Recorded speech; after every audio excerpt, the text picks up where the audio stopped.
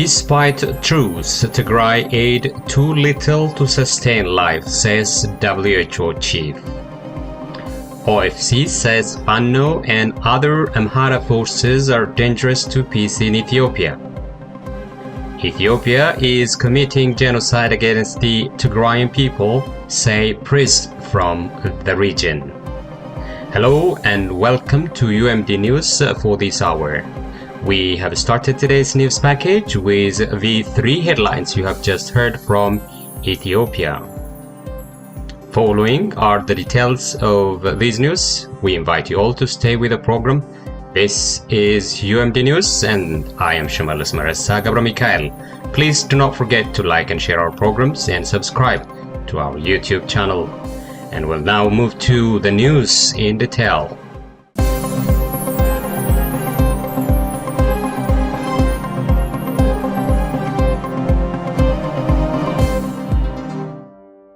Despite truce, Tigray aid too little to sustain life, says WHO chief. According to World Health Organization Director General Dr. Tedros Adhanom Ghebreyesus, despite Ethiopian government declaring a humanitarian truce 7 weeks ago to allow desperately needed aid to flow into Tigray. That was following a month-long de facto blockade. Nowhere near enough supplies are getting into the region. During the recent news briefing, the Director General said current supplies of food are too little to sustain life. The health system has collapsed. People are starving to death, and it is intentional.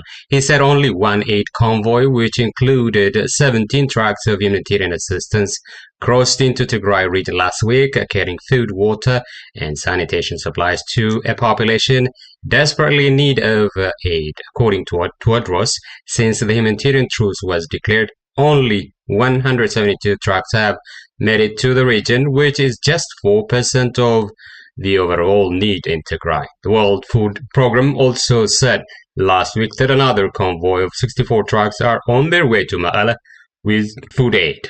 Across northern Ethiopia, over 9.4 million people are in dire need of food and other aid. UMD is now learning that some war or heavy war is breaking out in western and northern frontiers in Tigray, which might have an adverse effect on the already existing crisis. OFC says Fano and other Amhara forces are dangerous to peace in Ethiopia.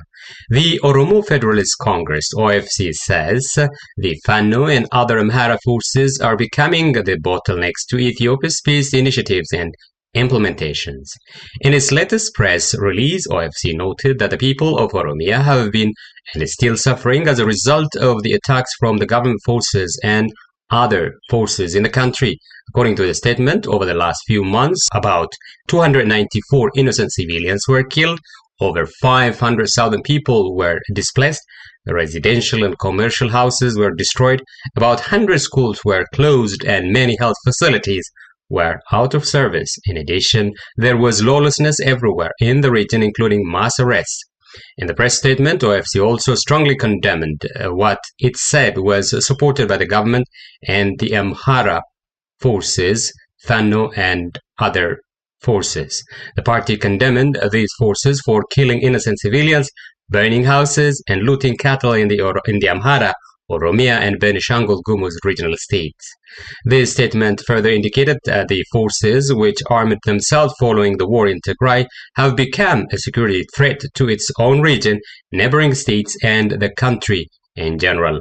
OFC also accused these forces of the recent religious-based violence in Gondar and other regions and underlined the importance of independent investigations. The statement indicated that the country is in a political jeopardy and called for political dialogue and national reconciliation. During the press briefing, OFC President Professor Merara Gudina also said the atrocities and crimes committed against the people of Tigray are unimaginable and intolerable. Professor Merara indicated that this is an inconceivable crime to view in the 21st century and urged all concerned bodies to execute independent investigations to all the crimes committed.